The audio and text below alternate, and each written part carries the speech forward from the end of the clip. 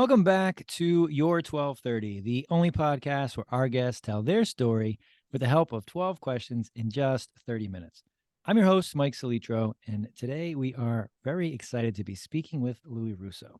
Louie is originally from New York, now lives on the South Shore of Massachusetts. Went to Quinnipiac to study broadcast journalism, and from there worked in radio at 92.3 Now, producer on Rollin with Nick Cannon, and did promotions for WFAN. He's also worked in television production, producer on Born to Explore, and filmed a hike to the summit of Kilimanjaro. He was also nominated for a Daytime Emmy. Currently, he's the director of leasing at RK Centers. Louie, welcome. We are really excited to be speaking with you. Thrilled to be here, Mike. Thanks so much for having me. Of course, of course. And that is not only a lot of stuff, it's a lot of different stuff. I'm going to start here. If I asked a good friend of yours what you do, would they know? Honestly, at this point, no, I don't think so. I don't Okay. think so. I have a closest group of friends from New York, and I don't think they completely know what I do, which is fine. Okay. So if you meet somebody new, then what do you tell them? Commercial real estate. Okay. Yeah, I'm in the leasing side of things, but to get into that, like if they start asking questions, I'll dive a little deeper. But commercial real estate is fine. But um, to start saying I'm in leasing, I lease retail space, digging too deep, it's just, I lose them pretty quick. So I'm in commercial real estate. Understandably so. So you've taken a circuitous path certainly to get there, but a lot of great stuff along the way. Was the goal studying broadcast journalism to be in front of the camera? Did you like production? What was the idea back in at Quinnipiac? It was to be more in front of the camera. While at Quinnipiac, I was involved in oh, by the way, the national champion Quinnipiac men's hockey team, I should mention, just throwing that out there. Thank you for that. Yeah, of course. While there, I was involved in in radio programs and as many TV programs as I can, news, especially sports. I was an anchor on a show called Sports Pause, where we did Quinnipiac sports, what was going on, and it was a very college level, elementary level news sports show, and it was fun. I mean, it was mirrored after Sports Center when Sports Center was like the biggest thing on TV, and before everything was streaming. So it was a great time. So I will try to help us from aging ourselves, but yes, I remember that time where you had to watch Sports Center to know what was going on, and it was a big show. And same with us at college. We modeled our sports shows after it, so that is a big deal to get on. So that was a great experience. Uh, I also want to reference Quinnipiac, not only the national hockey champions, they were, if I get this correct, they won their conference for basketball, but were not allowed to play in March Madness, correct? I believe that is correct. Yeah, they didn't make the tournament, but they won the conference. Okay, so just so it's little bit of a balancing act there. So glad the hockey team came out on top. But back to what we're talking about. So from being in front of the camera on a college campus, there's lots of kids that do that in undergrad right now, that they want to kind of make the leap into some sort of media. You were able to do it in many different ways. Did you feel that doing kind of that as an undergrad and then pursuing it was the way to go? Were you lucky? Were you talented? How did you make that transition? I mean, I think with any story, there is an element of luck that comes along with it. You got to be the kind of the right place, the right time. So, I mean, I landed a job in the promotions department at a relatively new radio station, and you don't need a PhD to be hired for a $10 an hour job where you travel around the tri-state area handing out stickers. But I just needed to get my foot in the door somewhere. So after college, I applied to a bunch of different jobs. Obviously, I applied to ESPN. Going to Quinnipiac and having ESPN in the backyard was everybody in the communications department's dream, was to work at ESPN. I didn't get hired there, obviously. And so I moved back to New York and got a job at in the promotions department. And I always feel like from there, that's, once you get your foot in there, I don't necessarily have like a ton of talent in any one particular area, but you just kind of work. You kind of work your ass off until you get where you want to go. Now, I love that answer because you hit on two things that I think a lot of people overlook. First, the willingness to admit that there's luck involved in these things. And the second, that you were smart enough to not only get your foot in the door, but to take advantage of that opportunity. Because I feel that, even knowing myself at 22, I don't know if I would have realized what a great opportunity it was and kind of worked really hard to get to that next level. So well done for excelling in the promotions role. Just so we can level set with anybody who's listening to this, what does driving around the tri-state as someone who is working promotions, what does that entail? What does a normal day look like? So there's not really, oftentimes I wouldn't know what day it was because there was no like Monday to Friday. This was a lot of weekend stuff, a lot of early morning stuff, a lot of late night stuff, promotions, whether go to a concert, Jay-Z and Eminem are playing at Yankee Stadium. Get there before, put up the banners, and we have things you put, little signs that you wave around and say like 92.3 now, like Yankee Stadium or whatever it may be. Get there and give them out to everybody as if it's a token for coming in the door.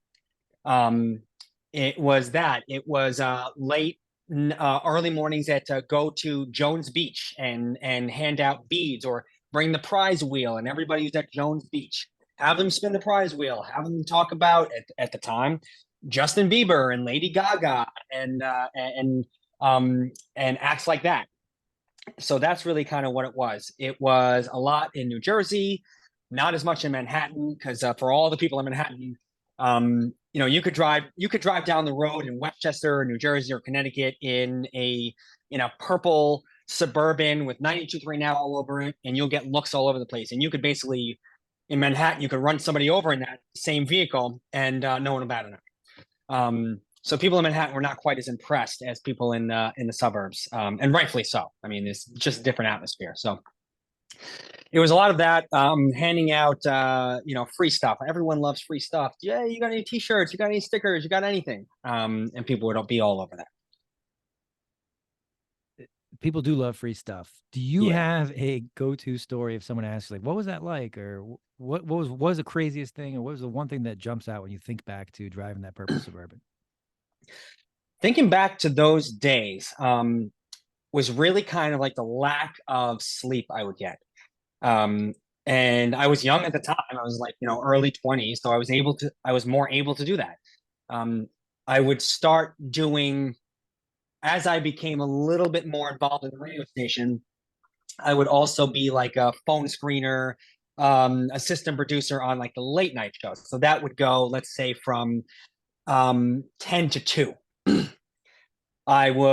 There was a cot, so I grabbed the cot, put it in the promotions closet, in like the prize closet, maybe sleep for like 2 or 3 hours, and then 6 a.m. or whatever it may be, we're getting ready to get all the gear together for a promotion out at the beach in New Jersey. So really, it was not knowing what day it was, barely ever knowing what time it was, not knowing when I'm getting my next food or anything like that. But just like the chaos. But at the same time, looking back, it was awesome. I mean, it was tough at the time, but looking back, it was really awesome. Just constantly going and constantly meeting people and shaking people's hands and giving out stuff and just seeing smiles on people's faces. Um, Looking back, it was a really good time. Your face just lights up as you talk about it. So even if I didn't want to believe you, I can just tell that it really was a good time and a good memory for you. So I'm glad that I asked. Uh, from there, you either met Nick Cannon, went to work from him. How did that happen?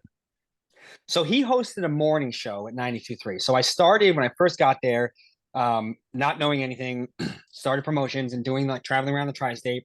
And then I was asked to be an assistant producer on the late night show. From there, they saw that I was relatively competent and, I was not a total moron. So they asked me to join the morning show after a while. And what I was doing on there was coming up with bits, phone screening, um, especially phone screening. Like if we had a topic, for instance, he would say, "What are you really scared of? Call us up at 9230923," and I would pick up the phone 923 and I would hear what they were saying. So they would say, like, they'd give a topic, for instance, "What are you really scared of?" And then the host, it was Nick Cannon and a girl from North Carolina named Sarah Lee, and they would banter back and forth. And while they bantered, the phone calls would be coming in. So I would screen a person if they sounded like they could, not stutter all over the place, not swear, and not sound like an idiot on live radio. I'd put them through to the host, and then Nick would ask them about what's going on with them. So this was, I guess, Nick Cannon before he has, like 12 kids.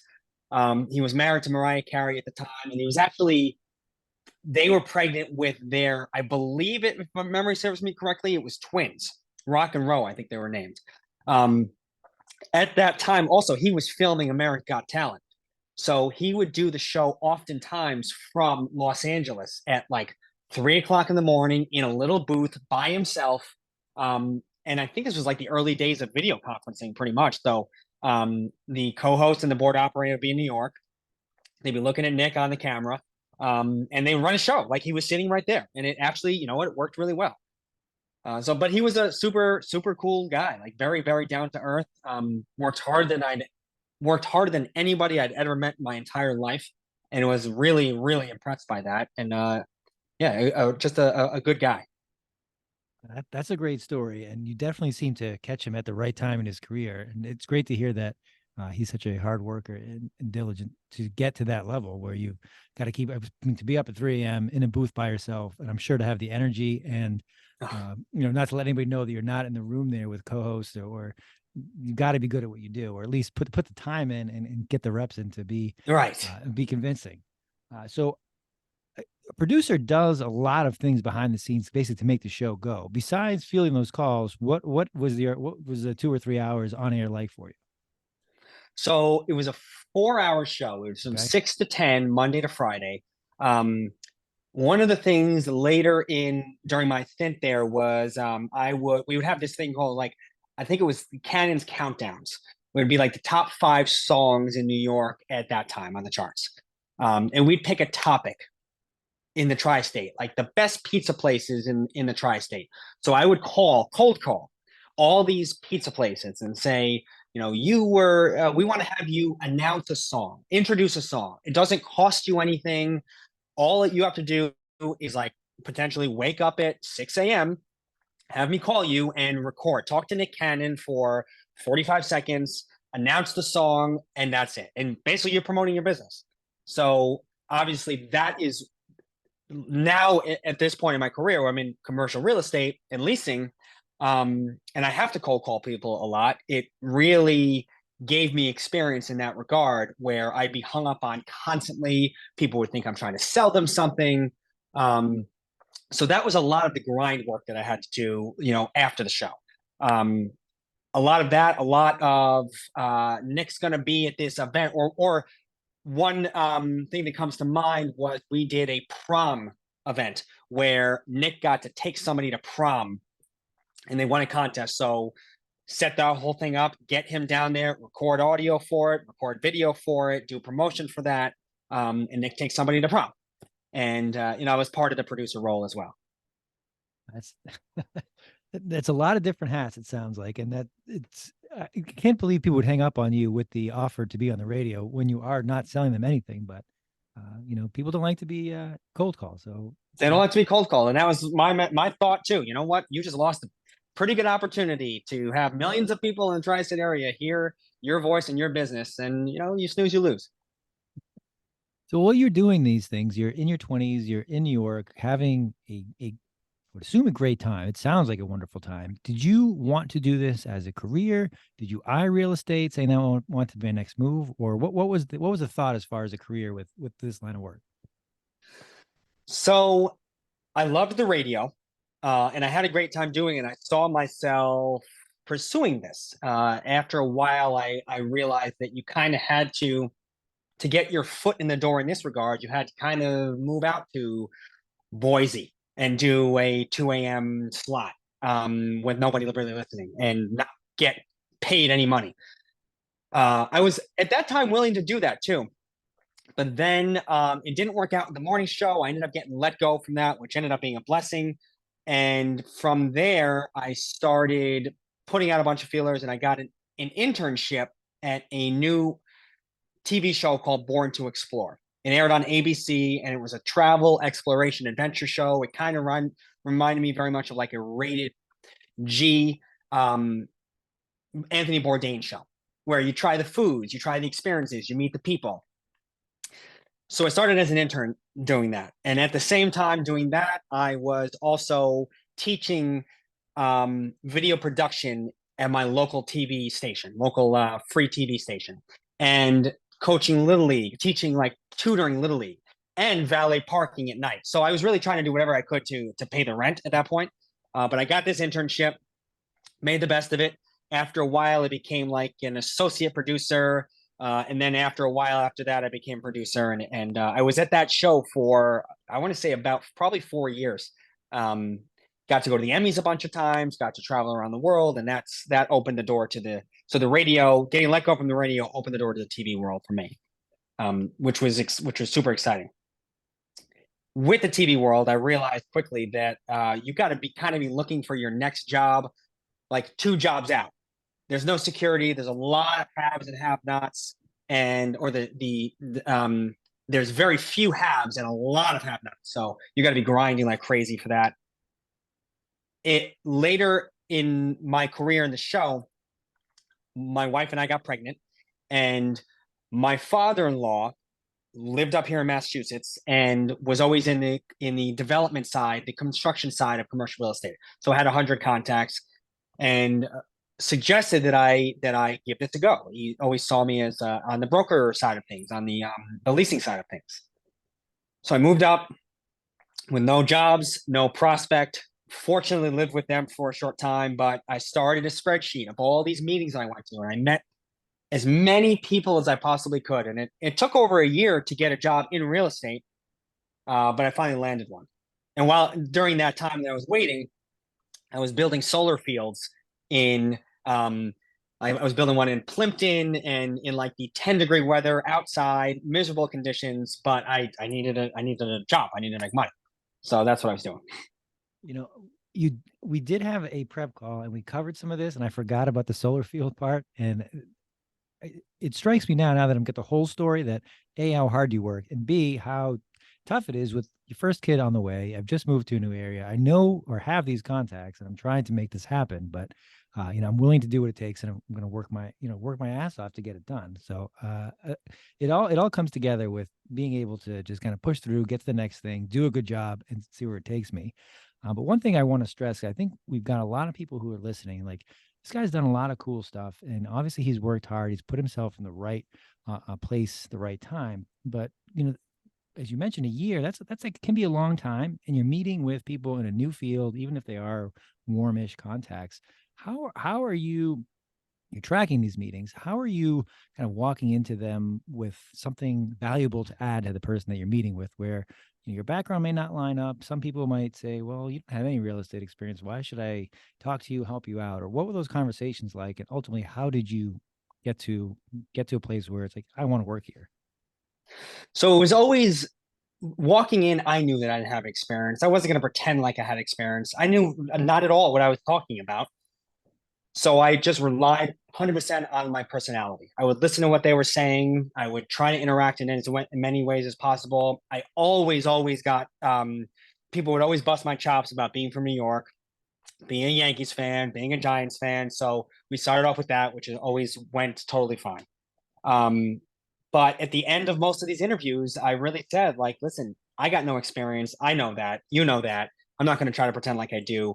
But I'll work my ass off for this, and I will mess up. But I promise you this, I won't mess up twice. And another thing I'll promise you is that if you hire me, you will not regret this. This will be a good decision on your part.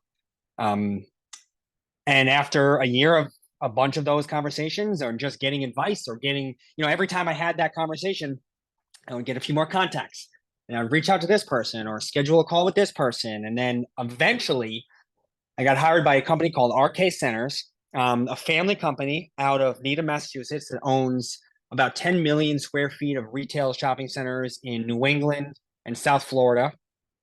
I knew nothing about them.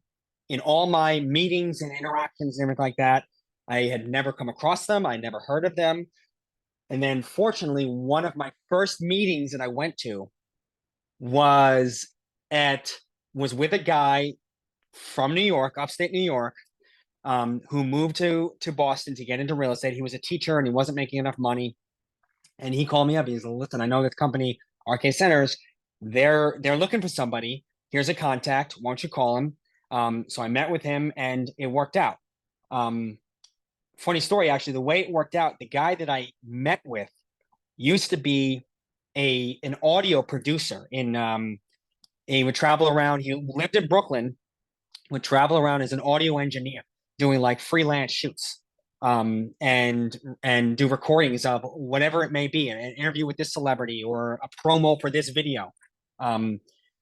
The owner of the company at the time was like, I don't know about this guy. He doesn't have any experience. But the guy's name is Andrew Fish. He said to the owner, he's like, it's not the same skill, but these skills will translate to leasing. You got to think on your feet. You got to think quickly, and you got to react very quickly, and sometimes go over the line to get what you need done. So it's kind of amazing that it worked out that way, but it did. Yeah, that's incredibly fortuitous to have Andrew there and to speak to you what your experience was and how it could translate. Because unfortunately, not a lot of people are willing to kind of make that leap. But as you've established, you are somebody who's going to work hard and can fulfill that promise that you're not going to regret it. So that's really great how that worked out, and obviously it's worked out well because you're still there. Uh, what does your current day to day look like, and are you using any or a lot of what you learned beforehand, or what is it now that you're doing that you are happy to be doing there at RK? Cold calling for sure. It's never pleasant the first couple times you have to do it. Even if I take 2 weeks off from cold calling, those first one or two calls will be like a little strange. And I will get hung up on constantly, but that's okay. That's part of the job. And just the ability to stay with that and know that what I have to offer is pretty good. And if there's an opportunity for somebody to take advantage, then there's an opportunity for both of us to succeed here. Definitely that. Sometimes it's like the long hours, like waking up super early to get to a showing that's in Southington, Connecticut, and I gotta be on the road at 6 o'clock. So that's no problem at all for me. So some of those skills for sure, and also a skill that I got in the radio station was just interacting with strangers constantly and having to be kind of quick response, digest what they're saying and spit something back out quickly. And I feel like traveling around the tri-state, meeting strangers, rich people, poor people, people from all over the place, just having that skill really helped me develop my sales skills, I think, with real estate now. And that makes sense. Those are certainly transferable skills, and it helps to be able to quickly answer, regardless who's in front of you. If you know what you're talking about, how you can help them out, or at least point them in the right direction. And your experience certainly speaks to that. One thing that is tough for me, I think for most people, is that getting hung up on, or that constant, cold interaction. Is there a trick, or you mentioned even after a couple weeks not doing it, that it's still difficult? Is there something that you would help somebody else who's starting, or it's like, if you think about it this way or try this out, this might help get you over what's ailing you or what's keeping you from trying? It is knowing that you're going to get hung up on eventually, and just having the ability for yourself to say, that's all right. Like, on to the next one. You don't know this person. You're likely never going to meet this person. They mean nothing to you. You mean nothing to them. You might have caught this person on when they're having a terrible day. Their dog might have just got hit by a car, so they're in a terrible mood. You never know what someone's going through. So you just move on to the next one. You have something that's good, and even if it's not that good, you know what? You got a job to do, and you're getting paid to do it. So you make the phone call, and that's kind of how it goes. Do you want to eat or you not want to eat? Yeah. Well, and just to clarify, and there were no dogs that were harmed hit in this during None. this episode, and the purple Suburban did not hit anybody driving through the streets of Manhattan either. So I just want to put that for the record. But that is good advice, because I think a lot of people, including myself, will get hung up on, this is going to be terrible. I don't know. And don't mean to say hung up on, but this can go so poorly, or they're going to yell at me. They're not going to talk to me. They're going to hang up the phone. And ultimately, if you're going with something that might be useful to them, if you can provide in a way and they talk to you, great. And if not, it's a phone call. It's over. It's not as if it's they're standing right in front of you or it's going to be some prolonged interaction, because it's once it's hung up, it's done. So good advice there. What was that? 20 seconds out of your day, right? I mean, you're on to the next one. Exactly, exactly. So we've talked a good amount about your professional endeavors, how you have had the opportunity to do a lot of cool things and have good stories. How did you meet your wife? I met my wife at Quinnipiac. Actually, believe it or not, after a hockey game. Um, this is when they had just basically probably their second year in the ECAC, which was a big. They came from the hockey program grew from nothing pretty much. They decided to invest heavily, build this brand new arena. It was called the TD Bank Garden at the time, or no, the TD Bank North Sports Center, I think it was. And it was a beautiful hockey facility right next to a beautiful basketball facility. And I just so happened, I was a transfer student actually. I went to URI for 2 years, University of Rhode Island, transferred to Quinnipiac for broadcast journalism. And when I went there, I lived in this off campus owned, is university owned off campus house. So we a bunch of students had different houses, and we had an RA at the end of the street who had a house with roommates there too. But my house was at the top of this hill, and also at the top of this hill was the brand new arena. So I used to go to as many hockey games as I possibly could. It was super fun. Then it was this bar named it was called Dickerman's, and I went. I had met some of her friends there. I went with some of my friends, and then I met Lindsay, my wife, at the bar afterwards. Um, and we started flirting a little bit. I got a number. She'll tell you that she asked me out. She's obviously wrong. I 100% asked her out, and it went from there. I have a tendency to bury the lead and find out something incredible that I want to ask you so many questions at the end of the interview, which I've done again here. One thing I've done for myself during this conversation is you and I have a lot in common that we have not discussed, but I too met my wife in a bar my junior year of college. So we'll have to pick that up some other time. But one thing I am interested about, transferring as a junior, what is that like as far as getting plugged into the social scene? The hockey games must be a good way to interact with people, but what is it like showing up on a campus when most everybody you're going to meet with has been there for 2 years? It was so when I was at URI, I was playing to room with one of my best friends from high school, and I did. Somehow we shared a bathroom. So there was like dorm, you had two or three people, you share a bathroom, and then it's connected to another room. Somehow the other room had someone that I went to high school with. Another guy that I went to high school with, wasn't super friendly with. So I had like a small group there. I knew another guy at Quinnipiac that I was trying to live with. So I ended up living with him. He didn't have like not a ton of friends there at the time. He had a very small group, but it's the same thing that, with cold calling or with really anything. You just kind of got to put yourself out there. And the worst is going to happen, like these people don't know you. So what? You look like, you look like an idiot for 10 minutes, or you start like an awkward conversation and then you walk away. It took me a while to kind of always think about when you yourself are in a conversation, you're thinking like, oh my God, I'm wondering like if I'm stuttering, if I sound weird, if I have something in my teeth. That person's worrying about the same thing that you are. They're not worried. They're not even considering the other side of the table. So if you could start to think in that way, it's super helpful. And that's what I did. I went to as many hockey games as I could, or I would meet up with somebody from class. Or when I went to Quinnipiac to live with one of my hometown friends, we had another roommate. Met his friends that he established over the 2 years at Quinnipiac. And some of those friends, like I have a wedding coming up in October of a guy that I met through him, that I'm in his wedding party. So it's just putting yourself out there like that and taking chances, really. And this kind of ties everything together. And I don't want to be corny about it, but being able to show up, not care necessarily how it goes, being your best self and just giving it a shot, working hard, it seems to be a common theme that has come up for you. And I don't want to say this was the beginning of it, but this certainly was it. I think I know plenty of people who have transferred. It's like, this is the worst. I don't know anybody.